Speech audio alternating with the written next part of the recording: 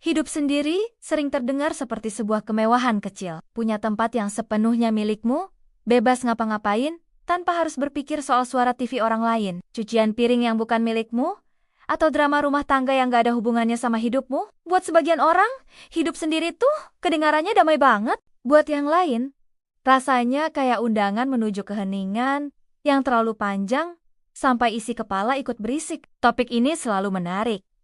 Karena hidup sendiri bukan cuma soal tempat tidur yang sepi, atau meja makan yang cuma punya satu piring. Lebih dalam dari itu, hidup sendiri itu soal kesiapan cara kamu menghadapi dirimu sendiri. Sifatmu, caramu menenangkan hati, cara kamu merasa aman ketika semuanya bergantung pada keputusanmu. Di video ini, kita bakal ngobrol santai tentang hal itu. Kayak sebuah perjalanan kecil untuk mengenali diri. Apakah kamu tipe orang yang bisa berkembang ketika punya ruang pribadi? Atau justru lebih kuat ketika hidup bersama orang lain? Dari awal, kamu mungkin sudah punya dugaan. Tapi biasanya jawabannya baru kerasa jelas ketika kamu menilai hal-hal sederhana dalam keseharian. Cara kamu menghabiskan waktu sendirian, bagaimana kamu menghadapi emosi sulit tanpa sandaran langsung, atau sesederhana kemampuanmu untuk menjalani rutinitas tanpa ada yang ngingetin. Ada orang yang merasa waktu sendiri itu kayak isi ulang baterai. Pulang ke rumah, masuk ke ruang yang tenang, dan tubuhnya langsung merasa lega. Ada juga yang bisa menikmati waktu sendirian, tapi tetap butuh kehadiran manusia lain biar hidup terasa seimbang. Lalu ada yang merasa gelisah ketika terlalu lama sendiri. Hening bukan jadi teman, malah terasa seperti beban halus yang makin lama makin berat. Hal-hal seperti ini penting untuk dipahami. Karena hidup sendirian bukan cuma tentang ruangan kosong yang nyaman, itu tentang bagaimana kamu menghadapi sunyi.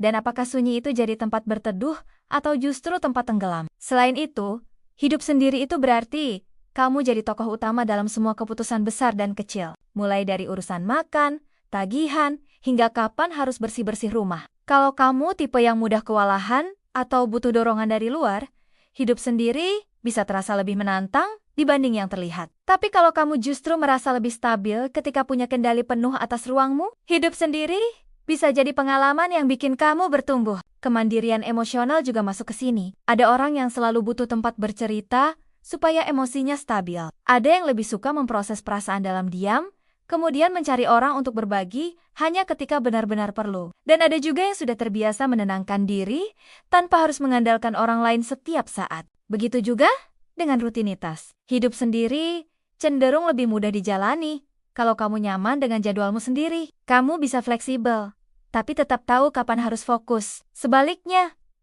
kalau rutinitasmu mudah berantakan, hidup sendiri bisa terasa seperti jalan licin yang susah banget dipijak. Keuangan juga termasuk pondasi penting, bukan soal harus kaya, tapi lebih ke arah kestabilan dan kebiasaanmu menghadapi tanggung jawab finansial. Hidup sendiri berarti kamu satu-satunya orang yang memastikan tagihan dibayar, makanan tersedia, dan kebutuhanmu aman. Kalau kamu sudah terbiasa mencatat pengeluaran, atau minimal paham ritme keuanganmu, kehidupan solo biasanya terasa lebih ringan dijalani. Ketika seseorang benar-benar siap hidup sendiri, biasanya itu terlihat dari caranya menghadapi perubahan. Bukan berarti harus selalu tenang, tapi ada kemampuan buat menyesuaikan diri tanpa harus langsung goyah. Ada orang yang merasa perubahan itu seperti angin segar. Ada yang butuh waktu sedikit lebih lama. Dua-duanya normal. Yang penting adalah kemampuan untuk tetap berfungsi meskipun keadaan sedang bergeser dari rencana. Di sisi lain, sebagian orang memang lebih cocok hidup bersama orang lain, bukan karena mereka kurang mandiri, tapi karena kebutuhan sosialnya kuat. Hidup terasa lebih hangat ketika ada suara lain di rumah. Ada interaksi, ada pergerakan, ada manusia lain yang mengisi ruang.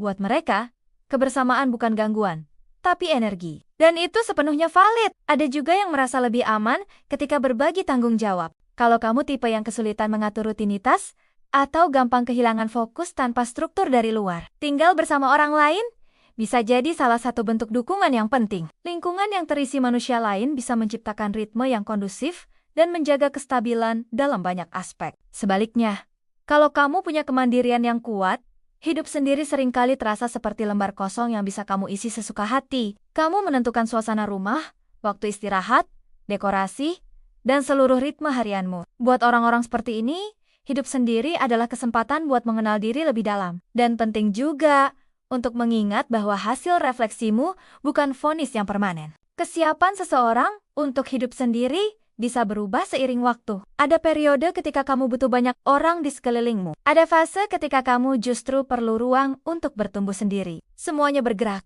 mengikuti perkembangan hidup dan cara kamu memahami diri sendiri. Jadi apapun hasil penilaianmu tentang dirimu hari ini, itu hanyalah titik di perjalananmu. Kamu boleh memilih hidup sendiri atau tetap bersama orang lain. Selama itu sesuai kebutuhan emosional, sosial, dan keseharianmu saat ini. Yang terpenting adalah kamu jujur tentang apa yang membuatmu merasa aman, berkembang, dan selaras dengan diri sendiri. Kalau kamu merasa video ini membuka sudut pandang baru, jangan ragu untuk share pemikiranmu. Setiap orang punya cerita soal ruang, rumah, dan versi terbaik dari tempat tinggal yang mereka impikan. Terima kasih sudah nonton. Jangan lupa untuk like, share, dan subscribe.